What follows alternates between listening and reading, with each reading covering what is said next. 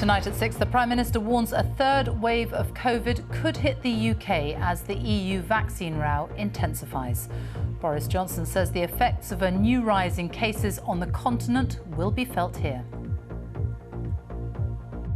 People in this country should be under no illusions that previous experience has taught us that when a wave hits our friends, it I'm afraid, washes up on our shores as well. Much of France is back in lockdown as the number of cases more than doubles in a week. Other EU countries are also bringing back restrictions. EU leaders will meet on Thursday to discuss a possible export ban for coronavirus vaccines as its rollout programme lags behind. Also tonight, an independent inquiry says the First Minister, Nicola Sturgeon, did not break the ministerial code in her response to allegations against Alex Salmond.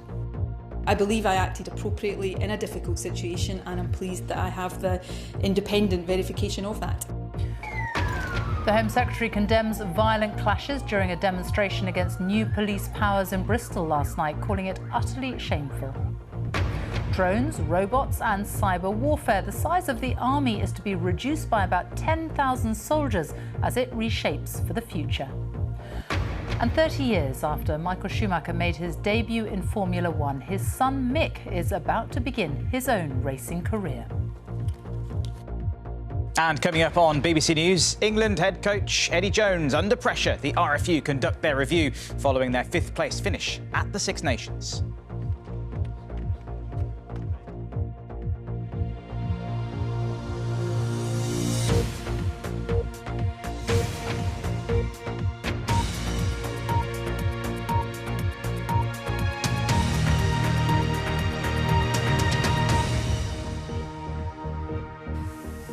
Good evening and welcome to the BBC News at 6. The Prime Minister has warned that the UK must prepare for a third wave of coronavirus infections as the number of new cases grows across continental Europe.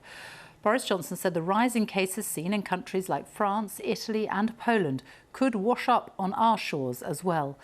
It comes as EU leaders prepare to hold talks on Thursday about vaccine supplies and a possible export ban to the UK.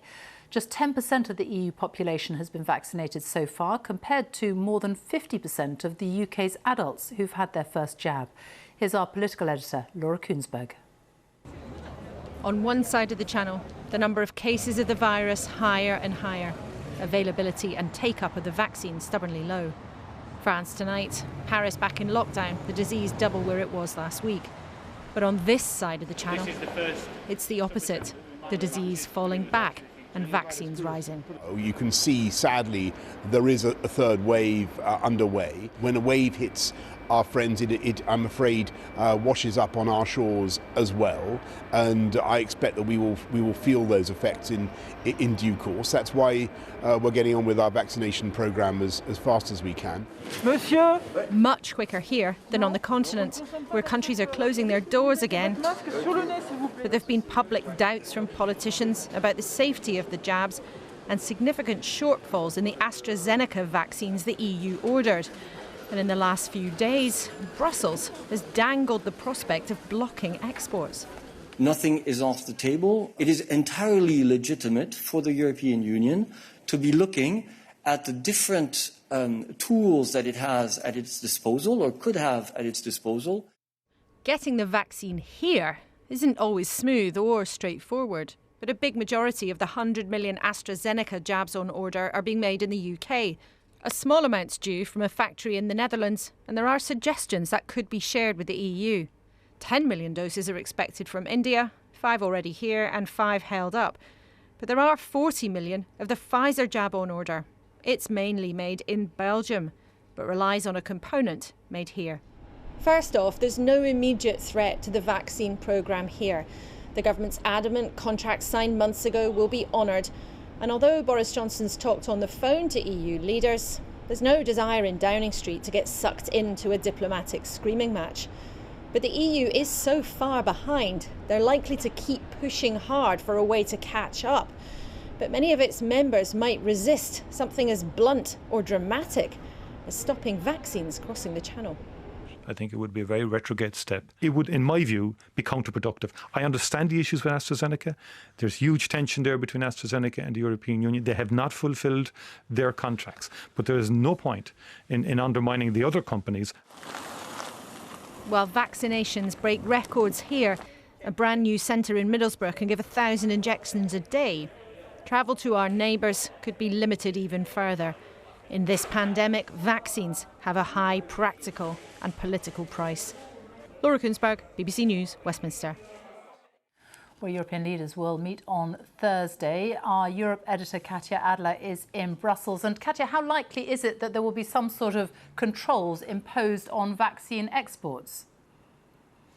Well, look, Sophie, EU leaders are under huge and a mounting pressure to do something about vaccines. For weeks, people across the EU have been watching the successful vaccine rollout in the UK. They want to know where their vaccines are. And on top of that, as we've been hearing, a pernicious third wave of the virus is spreading across much of mainland Europe. And this means that the virus debate is sort of seeping into national politics, with many EU governments feeling that their credibility, the credibility of the European Commission, is at stake here. That said, EU diplomats that I've spoken to today say the focus of EU leaders at their summit on Thursday will be about increasing the amount of vaccines in the EU and the various tools they have to possibly do that, rather than an obsessive focus on a vaccine ban, a vaccine export ban. There are already vaccine export controls that EU countries have at their disposal. So far, only one export of vaccines has been blocked, and that's because, as we heard in Laura's support, EU leaders are divided about export bans or toughening controls further. There's an appreciation that producing vaccines means that there's a global supply chain, and EU leaders don't want to jeopardise that. So yes, Sophie, on Thursday, EU leaders will be discussing possible vaccine export bans, but it's very unlikely that they'll come to a firm conclusion. Katja Adler in Brussels, thank you. Meanwhile, results from AstraZeneca trials in the United States have provided more confirmation that the vaccine is both safe and effective.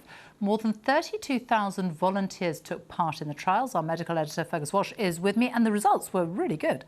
Yes, stunning, Sophie. 79% effective at preventing symptomatic COVID infection, and 100% effective at preventing serious COVID illness, the sort of thing that would put people in hospital.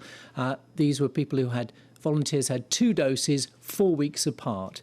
Now, the United States was waiting on this domestic trial data before it decided whether to license the vaccine, and AstraZeneca will now be able to submit its dossier. I would expect that vaccine to be approved in the US within the next month or so. Now, there were no safety issues regarding blood clots, and the vaccine provided as much protection to the elderly as young adults, and that should give reassurance to EU countries. A few are still not using the vaccine because of the clots issue, and some, like France, which initially wouldn't use it in the elderly, now will only use it in those aged over 55. No wonder that vaccine confidence in that jab has fallen across the EU. But it really just confirms the real-world data. Hundreds of thousands of people a day in the UK are having the Oxford AstraZeneca vaccine. And like the Pfizer jab, it is cutting deaths and protecting people from COVID. Fergus Walsh, thank you. Well, the latest government figures show there were 5,342 new coronavirus infections recorded in the latest 24-hour period. So on average, 5,485 new cases were reported per day in the last week. The latest figures show 6,162 people in hospital across the UK. 17 deaths were reported in the latest 24-hour period. That's people who died within 28 days of a positive COVID-19 test, and it is the lowest daily figure for almost 6 months. On average, in the past week, 85 deaths were announced every day. The total number is now 126,172. As for vaccinations, more than 367,000 people had their first dose of a COVID vaccine in the latest 24-hour period, bringing the total to almost 28 million. That's more than half of the adult population, and just over 2.2 million have now had both doses of a vaccine. The Prime Minister and the Home Secretary have condemned the violent clashes between police and protesters in Bristol last night during a demonstration against new powers for the policing of protests in England and Wales. A police station was attacked, 20 officers were injured and vehicles set alight. 8 people have been arrested. Sian Lloyd sent this report from Bristol. It was a night of violence and disorder on the streets of Bristol. Police vehicles targeted and missiles hurled. When hundreds of protesters converged on a police station in the city centre. It had begun earlier in the day when people gathered peacefully, around 1,000 protesting against the police and crime bill that could restrict demonstrations in the future. It ended with 20 police officers injured, 2 of them seriously. I'm incredibly saddened. I'm saddened that so many of my brave police officers, our officers, have been injured doing their job. But we will catch these people and we'll do everything we can to learn from the events and make sure that this doesn't happen again. There were marches in other cities too against the government proposals for England and Wales, which could see police impose start and finish times on demonstrations, set noise limits and, at its extreme, fine individual protesters up to £2,500. In Bristol, things escalated. And this is sort of everyone milling around. Max was one of those who wanted to make a stand, but believes the cause was hijacked. I hope that people are able to view them as 2 separate events and to understand that what was thousands of people peacefully protesting against the bill is much more important than a very small minority who decided to get violent against the police. And I don't think they've quite realised the damage that they could have done by undermining these protests. What happened has been widely condemned, including by the Home Secretary. The scenes, Mr. Speaker, in Bristol yesterday were utterly shameful. We saw criminal thuggery and disorder caused by a minority who put lives at risk. Today the streets have been cleaned and graffiti scrubbed away. But these clashes come at a time of heightened scrutiny of policing following the vigil of Sarah Everard. Tonight, both enforcement and demonstration are again in the spotlight. Well, we have just had an update from the police and we've now heard that it was in fact 21 officers who were injured here last night. So far, 8 people have been arrested and we've had some details around that. 6 were for violent disorder and 2 for possession of an offensive weapon, and we have been told that more arrests are imminent. Now, officers have been reviewing hundreds of hours of CCTV footage to identify those involved, and they say those involved with criminal behaviour will be brought to justice. They've described what happened here in Bristol city centre last night as the worst violence here in several decades. Sian Lloyd, thank you. An independent inquiry has found that Nicola Sturgeon did not break the ministerial code over her handling of harassment complaints against her predecessor, Alex Salmond. The report looked at whether Scotland's First Minister misled the Holyrood Parliament over what she knew and when. Nicola Sturgeon has welcomed the conclusion and says she acted with integrity at all times. Our Scotland editor, Sarah Smith, has the latest.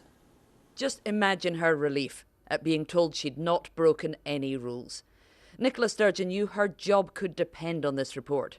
She herself had asked James Hamilton QC to investigate her actions. His verdict: she did not breach the ministerial code. I have been very clear in my own mind that I acted appropriately and did not breach the ministerial code, but that, while that might be necessary, is not sufficient. It's important to the Scottish people that they have independent verification and adjudication of that, and that, of course, is what they now have. The first big question: what did she know and when? On the 2nd of April, he informed me about the complaints against him. Nicola Sturgeon originally told Parliament the first she knew of complaints against Alex Salmond was on the 2nd of April when he told her about it in a meeting at her home.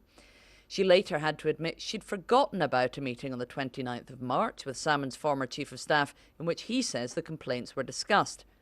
James Hamilton said this resulted in an incomplete narrative of events. but he accepted this omission was the result of a genuine failure of recollection and was not deliberate. Alex Salmond asked Nicola Sturgeon to intervene in the sexual harassment investigation as he believed the government was acting unlawfully and it was her duty as First Minister to stop a botched process. She refused to intervene. James Hamilton concludes, "I do not accept that the First Minister's decision to follow the terms of the procedure amounted to a breach of the ministerial code." When Alex Salmond successfully challenged in court the way the Scottish Government investigated the complaints against him, he was awarded over £500,000. He insists Nicola Sturgeon's government should have conceded the case earlier to save public money. James Hamilton concludes there's no evidence whatsoever that the First Minister acted improperly or in breach of the ministerial code with respect to Mr Salmond's petition. For months, Nicola Sturgeon has faced accusations of lying and calls for her resignation. She's always maintained she was telling the truth. Today's verdict that she did not break any ministerial rules will allow her to say she's been vindicated. Sarah Smith, BBC News, Edinburgh. Now, the 61 pages of this report are not entirely good news for Nicola Sturgeon. When it comes to the differing accounts of that disputed meeting on the 29th of March, James Hamilton says that Nicola Sturgeon's account is likely to be greeted with suspicion and even scepticism by some. But the important thing is that he has cleared her of any breach of breaking those ministerial rules. Now, this story is not over yet. Tomorrow, the report from the Holyrood Harassment Inquiry, that's a committee made up of MSPs from all parties, they'll produce their findings. And we know from leaks that they're going to criticise Nicola Sturgeon for giving an inaccurate account of one of the meetings that she had with Alex Salmond. There's also going to be a vote of no confidence in Nicola Sturgeon in the Holyrood Parliament tomorrow. Now, it looks extremely likely at the moment that she will win that vote. And just to give you an idea of how much is at stake here, it's not just Nicola Sturgeon's job, it could be the future of the United Kingdom. Today of all days, the Scottish Government published its referendum bill, paving the way for another referendum on Scottish independence, one they say should be held within the first term of the next Parliament, assuming an SNP victory in the upcoming elections. The opposition have said that's reckless and divisive to be talking about a referendum at this time when we're also still dealing with a pandemic. Sarah Smith, thank you. The time is just after 6:15. Our top story this evening. The Prime Minister warns a third wave of COVID could hit the UK as the EU vaccine row intensifies. And coming up, a year on, the GP who caught coronavirus and ended up on a ventilator tells us how recovery has changed his life. Coming up on Sports Day on BBC News, a groundbreaking new deal for women's football. Top flight games will be shown on the BBC as part of a multi-million-pound deal described as an amazing step forward.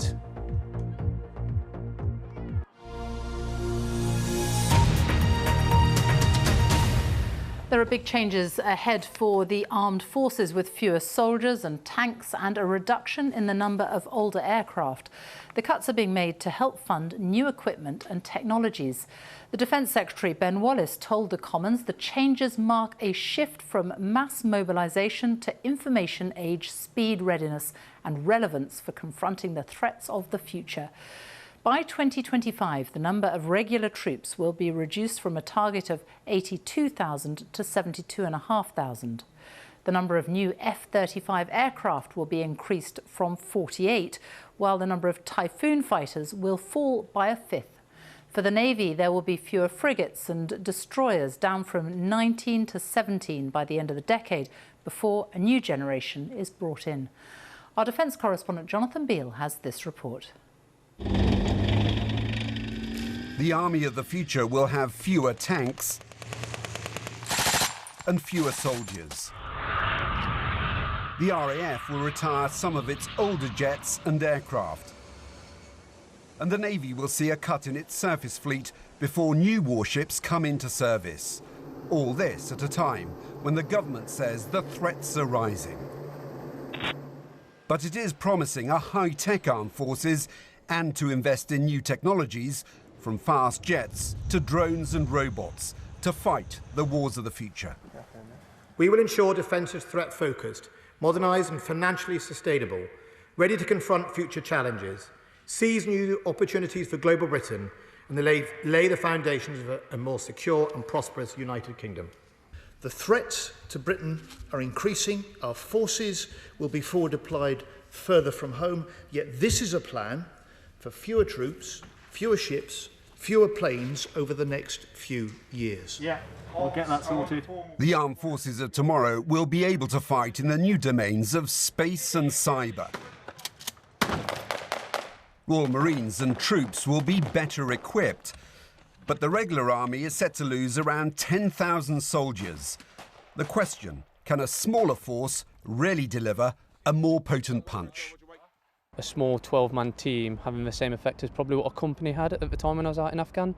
So you're looking at a 12-man team compared to 60 plus having a greater effect. Do you think the future of the army is exciting? Yeah, absolutely. I think it's evolving each day that goes on, and I think with this, review, it's only actually, highlighting new prospects that we have to look forward to in the future. To match the government's ambition of a global Britain, later this year, the Navy's new aircraft carrier will sail to the Pacific. But can the UK's military really do more with less? I've always had tremendous respect for the British military. And so, if I had my way, I'd probably maintain the force level in Britain only because they're great fighters. It's not all out with the old. After years of arms reduction, the government says it'll increase the ceiling of its stockpile of nuclear warheads. One legacy from the Cold War era that it doesn't want to give up. Jonathan Beale, BBC News. Emergency teams and hundreds of volunteers are battling to contain a huge fire inside Rohingya refugee camps in Bangladesh. The blaze in the Cox's Bazar camps have spread rapidly, destroying many shelters and causing extensive damage. It's estimated that about 1 million people live in the makeshift homes in the area. Several Western countries, including the UK, Canada and the US and the European Union, have announced sanctions on Chinese officials over human rights abuses against the mostly Muslim Uyghur minority group. China has detained Uyghurs at camps in the northwest region of Xinjiang, where allegations of torture, forced labour and sexual abuse have emerged. China has responded with its own sanctions against the EU. Our diplomatic correspondent James Landau is with me. And how significant are these sanctions? I think they are. For months, the British government and others have criticised China over their treatment of the Uyghurs in Xinjiang. The allegations of rape, torture, forced sterilisation, forced labour that we have documented at length on BBC News. This is the first concerted collective action by Western nations where they've actually taken action to impose travel bans, asset freezes on top Chinese government officials in the region and the main organisation that's in charge of security and police in the region. I think it matters because it's the first time the West has actually said we are going to act collectively on this. Before, countries have done odd rhetoric here and there, condemnation. This is the first time the West has said, right, we are now going to put pressure on China on this issue in a meaningful sense. Now, as you said, China has responded and retaliated and said, look, we reject these allegations. It's disappointing and there's a wrong decision by the West to take this action.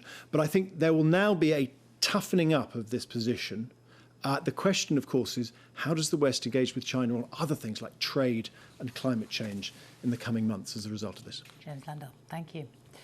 Some of today's other news stories now. And the Mail on Sunday has been given more time to challenge a court ruling that it must publish a front-page statement about the Duchess of Sussex winning her claim against the newspaper. Earlier this month, Associated Newspapers was found to have infringed Meghan Markle's copyright by publishing parts of a letter to her estranged father. 42 former sub-postmasters who were found guilty of financial crimes have begun an attempt at the Court of Appeal to clear their names.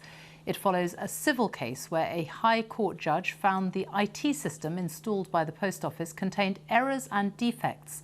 Last year, the Post Office apologised for what it called historical failings. And Clive Murray, a very familiar face here on BBC News, has been named as the new host of Mastermind. He will replace John Humphreys, who's stepping down after 18 years in the role. Clive will be the 5th host of the show, which has been running since 1972, and the BBC has described him as witty, wise, with a wicked sense of humour, all very true, and said he would be a superb host.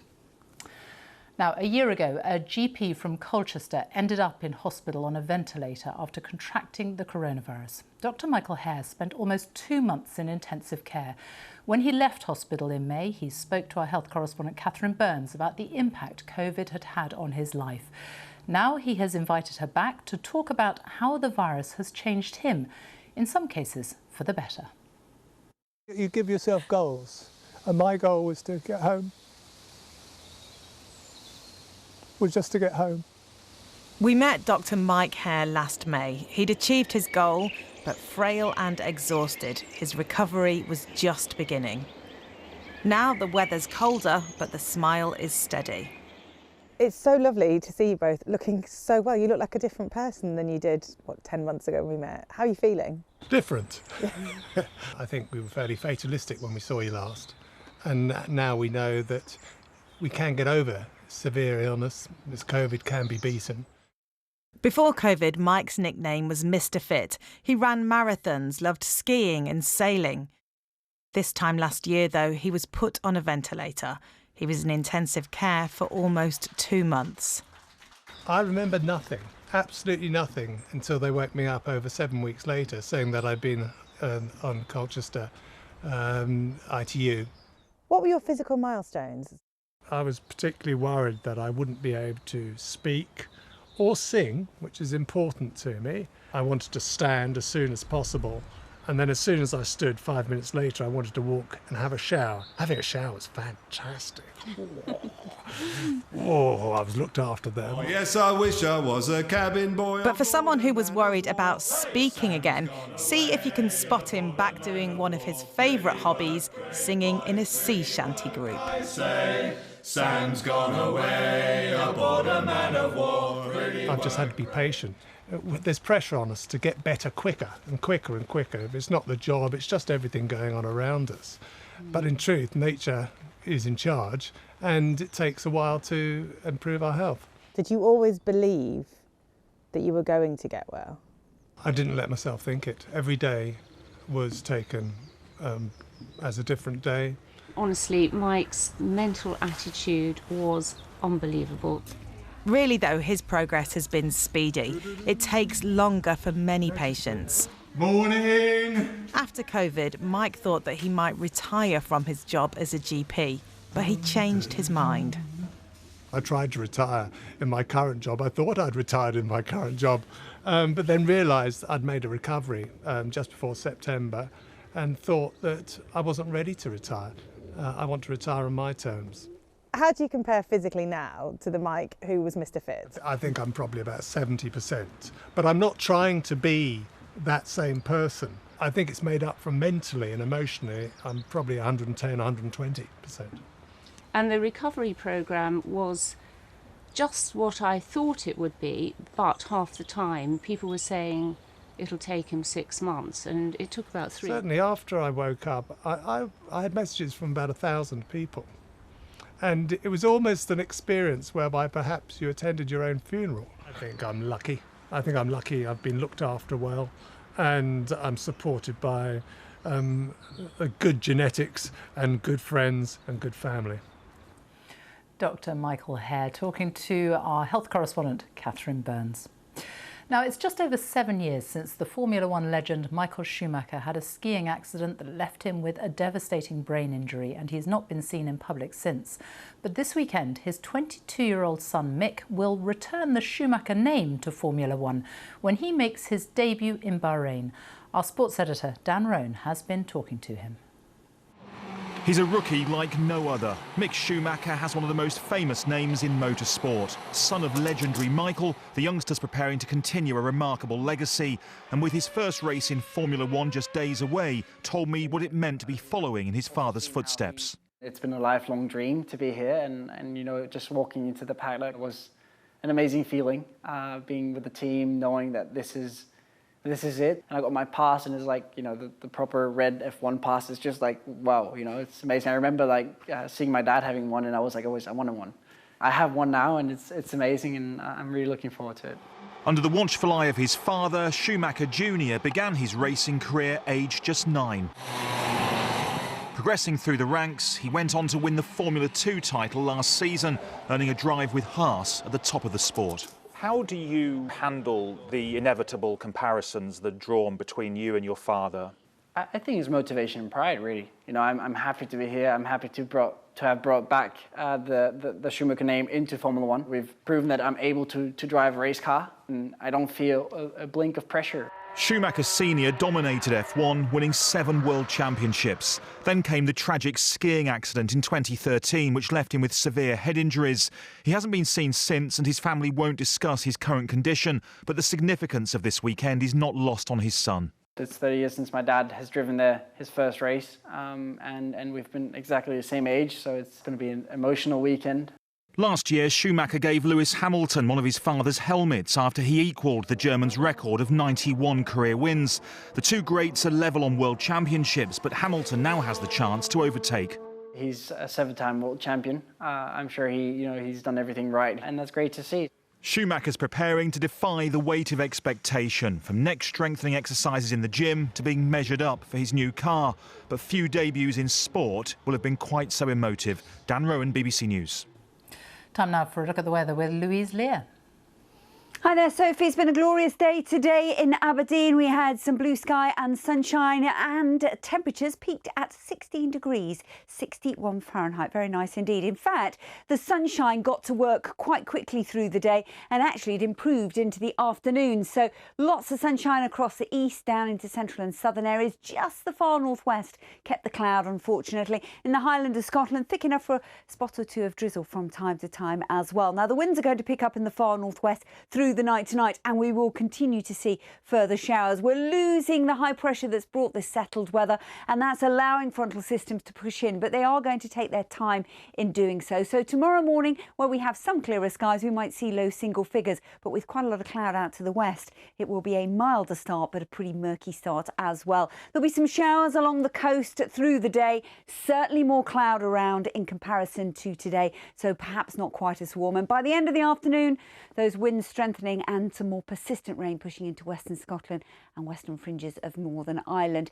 The rain will be heavy. It's not going to last very long, and as the weather front continues to slip its way south and east, it will actually weaken off. So during Wednesday, as that front continues to push its way across parts of Lincolnshire, down into the Midlands towards the southwest, it'll be quite a weak affair. Behind it, drier, brighter, some sunshine coming through, a scattering of sharp showers into the far northwest, and again a bit more of a breeze here. 8 to 13 degrees the high on Wednesday. As we move into Thursday, it's going to continue to be a case of sunny spells and scattered showers. But as we come through to Friday, noticeably cooler for all, with some sleet and some hail showers to higher ground. Sophie. Louise, thank you. And that is all from the BBC News at 6. It's goodbye from me on BBC One. We join the BBC's news teams where you are. Goodbye.